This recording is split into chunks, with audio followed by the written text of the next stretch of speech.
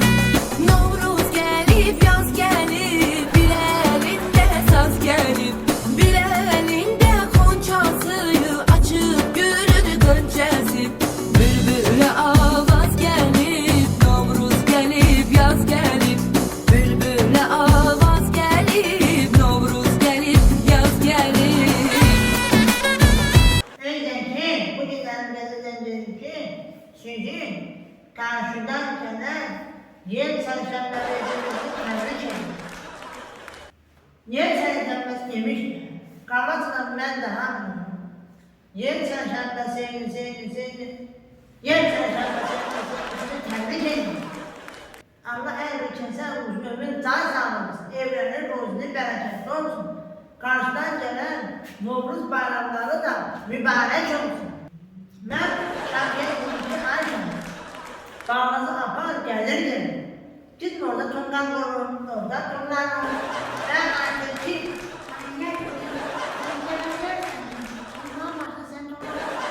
Az ben Tungan'a bilirim. Ben de bana gitmişim, aslında gelirdim. Tungan da tutulanmış. Sen tutulanmış, ben tutulananda nereden tutulandımsa gelir salyakan çözüm dedim ki Şaban'ın ortası yani. Bir tane bir söndürdü, bundan sonra söndürdü. Böyle götürmeden başa alayım. Ben toplanabilirim, bilemem. O yüzden ben toplanmak sevmiyorum. Koyun dönüp ne ayrım? Yani sen kanatarsın. Yer çalışanları eze. Yer çalışanları eze. Beni tebrik ediyorum. Ben sensin, zaman veriyorum. Yani şu an sağ ol. Azol Novruz konsantrasyon olanlardan geldim. Az bir öyle görüntü. Kalın, ay yokum. Ay çok sıcak olsun. Ay kesene olsun. Ay pahalı kızım olsun. Bana ay sen. Ne aynen sen? Ha gelirsen hazırlaşırsın. Pazardan gelirsen doğrudan. Vay. Sen siz gelin girer. Meğer yok diyorsun. Geliden bana sanırsan tapana. Tabak atar, sen atabilirsin hayvan. Sen bizim bilmirsen ki bana ben bayram günü tabak atıram ki bana bizim imkanımız yok. Ben bayram bir tabak atarsa ha o paplamadan koyun, çeken buradan koyun, badan buradan koyun, oy koyun, fındık koyun. Onun için bize dolanır oluyor. Ha? Sana olsun, hayvana. Ha, gel.